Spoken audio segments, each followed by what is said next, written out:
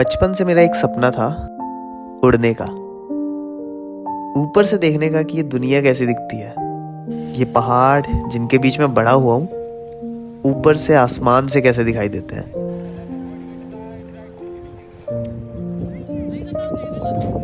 तो इन्हीं सवालों ने मुझे 3 साल पहले बीर बिलिंग लाकर छोड़ा, जहां मैंने एक टैंडम या असिस्टेड फ्लाइट ली, जिसमें पैराग्लाइडर तो कोई और था। मैं बस बैठ के वादियों के मजे ले रहा था। लगा शायद इससे मेरी वो उड़ने की प्यास बुझ जाए, लेकिन इसका बिल्कुल उल्टा हुआ। अब मुझे खुद से उड़ना था।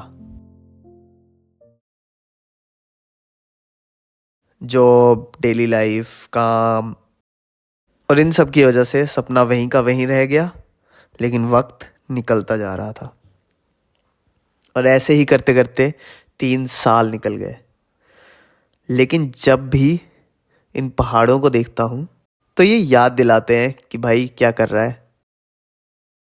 और इस बार मैंने फाइनली इन पहाड़ों की बात मान ही ली और मैं आ गया अपनी पहली उड़ान भरने। अब मैं वहाँ गया तो था पैराग्लाइडिंग सीखने, लेकिन पहले 3 दिन की कहानी अगर तुम सुनोगे ना तो थोड़ी देर के लिए डाउट हो जाएगा कि उड़ने गए हो भाई या भागने। तो डे 1 से शुरू करते हैं। डे 1 मुझे रिपोर्ट करना था बीर बिलिंग के लैंडिंग साइट पे। लैंडिंग साइट में रिपोर्ट तो किया और फिर शुरू हुई रगड़े की दास्तान। करीब 3 घंटे तक हमें लगातार ग्लाइडर के साथ भगाया गया। Now this was the first day, तो कुछ ज़्यादा समझ भी नहीं आ रहा था। हम बस क्लूलेसली भाग रहे थे और इंस्ट्रक्टर्स की गालियां सुन रहे थे। फिर सूरज ढला तो फाइनली जाकर हमारे ट्रेनर ने हमें बोला पैकअप।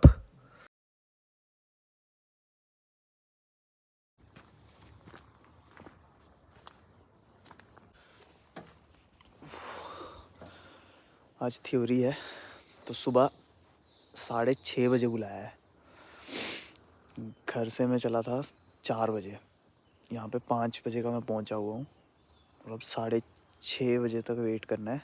अभी शायद 6 बजे से ऊपर हो ही गया टाइम। मौसम ठंडा हो रखा है और मैं बाइक राइड करके आया हूँ तो ज़्यादा ही ठंडा हो रखा है मेरे लिए। तो अभी दुकानें भी नहीं खुली यहाँ पे कोई, बट व्यू देखो, सनराइज़ आने वाला है। इतनी देर वहाँ पे बैठ के थोड़ी देर बतियाते हैं। 3 साल से प्लान कर रहा हूँ, कुछ ना कुछ होता ही रहता है, कोई ना कोई एक्सक्यूज़ मिलता ही रहता है इसको ना परस्यू करने का। तो इस बार जब सीज़न आया था मैंने सोच लिया था कि इस बार तो करके ही रहना है, चाहे कुछ हो जाए। प्लान यही है, इस मंथ P1 P2 करेंगे। उससे एटलीस्ट ये पता लग जाएगा कि पैराग्लाइडिंग मेरे बस की है भी या नहीं है। अगर मुझे आगे इसको परस्यू करने का मूड रहा तो P3 नेक्स्ट मंथ ही कर लूँगा, अब depending on weather of course, but P3 next month ही कर लूँगा। और उसके बाद जब नेक्स्ट टाइम सीज़न आएगा, स्नोफॉल वगैरह ख़त्म होने के बाद, ये सब कुछ होने के बाद, आई गेस फरवरी मार्च के बीच में जब भी आएगा, उस टाइम पे अपने ग्लाइडर ख़रीदने का प्लान कर सकते हैं। क्योंकि जहाँ मेरा घर है उसके पास में भी पैराग्लाइडिंग होती है, तो वहाँ पे फिर मैं अपना ग्लाइडर लेके कर सकता हूँ रेगुलर बेसिस पे फ्लाई। बट देखते हैं कैसे रहता है। P1 P2 P3 एंड आगे P4 भी होता है। तो ऑब्वियसली जितना जितना एडवांस होता रहेगा उस हिसाब से। P1 सबसे बेसिक, P2 उससे थोड़ा सा एडवांस, P3 पे जितना मुझे समझ में आया तुम इंडिपेंडेंटली फ्लाई करना शुरू कर सकते हो। P4 फिर बहुत एडवांस लेवल हो जाता है आई गेस। थ्योरी सेशन के बाद फिर से हमें सुबह 10:30 बजे के अराउंड रनिंग के लिए जाना था, तो निकल गए हम रनिंग के लिए। 10:30 बजे से लेकर 1:30 बजे तक भगाया। उसके बाद लंच ब्रेक, उसके बाद फिर से 3 बजे से लेकर सूरज ढलने तक भगाया। बहुत अच्छे, well done. But second day की अच्छी बात ये थी कि अब हम थोड़ा बहुत फिगर आउट करना सीख गए थे, या थोड़ा बहुत समझ गए थे कि हम भाग क्यों रहे हैं और हमें ग्लाइडर को कंट्रोल कैसे करना है भागते भागते। First day was just blindly following the trainer, but second day में हम अपना दिमाग लगा पा रहे थे। और फिर सूरज ढलने के बाद बॉन फायर, गप्पे शप्पे, और उसके बाद वापस टू द बेड, क्योंकि अगले दिन सुबह भी अर्ली मॉर्निंग उठना था।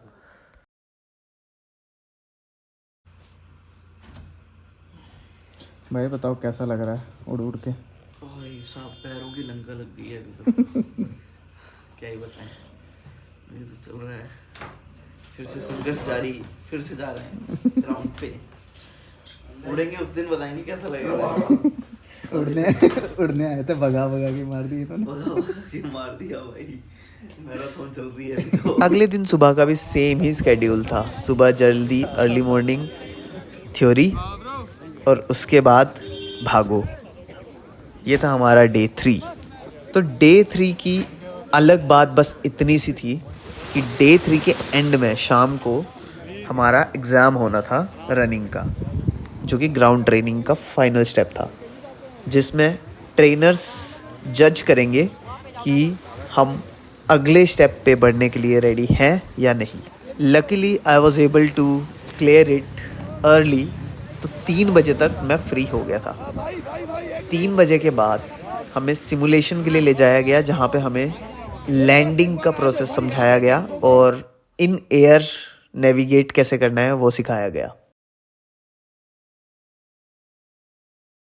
अब आ गया day 4, the first day when we will fly. सुबह 5 बजे हमने स्कूल में रिपोर्ट किया, जहाँ पे एक गाड़ी आई और हमें पहली बार टेक ऑफ साइट लेके गई। अभी तक हम सिर्फ लैंडिंग साइट में ही ट्रेन कर रहे थे, बट हम फर्स्ट टाइम एक टेक ऑफ साइट में जा रहे थे। 45 मिनट्स की ड्राइव और उसके बाद अराउंड 15 मिनट्स का ट्रैक करने के बाद हम फाइनली अपनी टेक ऑफ साइट पे पहुंचे। ऑब्वियसली नर्वस थे, लेकिन एक तरह का कॉन्फिडेंस भी था कि एटलीस्ट हम टेक ऑफ तो कर ही लेंगे, क्योंकि पिछले 3 दिन से भाग भाग के सिर्फ टेक ऑफ की ही प्रैक्टिस हो रही थी। और इसी तरह मैंने अपनी पहली फ़्लाइट ली। Again I don't have the recording of my flight, because trainers ने सजेस्ट किया कि पहले सीख लो फिर वीडियोस बनाओ, क्योंकि कैमरा के चक्कर में कई बार गलतियां हो जाती हैं और वहाँ पे गलती फेटल होगी। बट उसकी स्टोरी कुछ ऐसी थी कि टेक ऑफ वॉज गुड, और हवा में ग्लाइड करना, नेविगेट करना वॉज ऑल्सो गुड। उसके बाद आया लैंडिंग का टाइम एंड आई फेल्ड। इस पॉइंट पे इंस्ट्रक्टर ने मुझे कुछ ज़्यादा सुनाया नहीं, क्योंकि मैंने अटेम्प्ट तो किया था एटलीस्ट, बट आई फेल्ड। उसके बाद ये हम वगैरह है, हम क्या बात में बहुत है, हम बहुत है, अपन गलत जगह बैठे हैं। फिर बारी आई सेकंड टेक ऑफ की, वो भी परफेक्ट हुआ, लेकिन जब टाइम आया लैंडिंग का, आई फेल्ड अगेन। और इस बार ट्रेनर ने मुझे अच्छे से झाड़ा। तो खूब सारी गालियाँ सुनने के बाद मैं अपने दोस्तों को लेकर घर आ गया, इन्हें धर्मशाला घुमाने।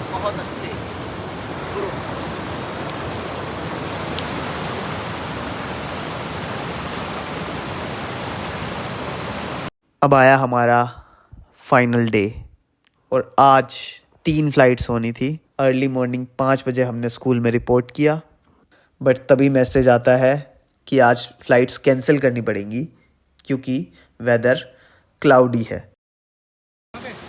तो फिर हमारे पूरे ग्रुप ने प्लान बनाया कि अगर छुट्टी है तो कहीं घूमा जाए। तो हम चले गए एक वाटरफॉल के पास।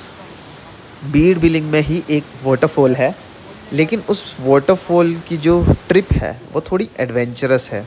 तो फिर ट्रैक करके, बड़े बड़े पत्थरों पे चढ़ के, पानी के अंदर से चल के फाइनली हम उस वाटरफॉल तक पहुँचे, विच वॉज ब्यूटीफुल। और वहाँ पे थोड़ी देर मस्ती करने के बाद हम आ गए एक क्लियरिंग में, जहाँ हमने आग जलाई और बैठ के पार्टी करी।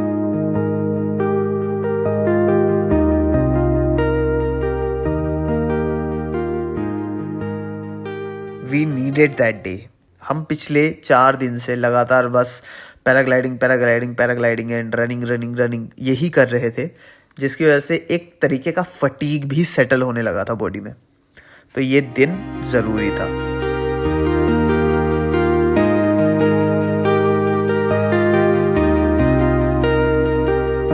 और फिर आया वो दिन 3 फ्लाइट्स का, डे 6। अर्ली मॉर्निंग 5 बजे हमने रिपोर्ट किया, गाड़ी आई और हमें फिर से ले गई टेक ऑफ साइट पे। मैंने टेक ऑफ किया, which was perfect, navigation was perfect, और लैंडिंग का टाइम आया, लेकिन मैं फिर से फेल कर गया। This was the 3rd flight that I failed in landing. फिर से सीटेड लैंड किया मैंने, and I was just disappointed in my self.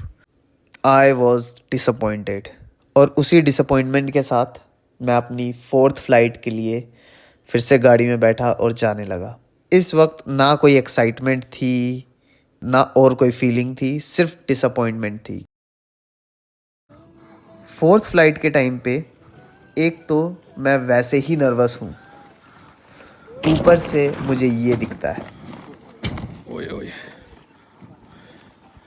And फिर हमने 4th फ्लाइट ली।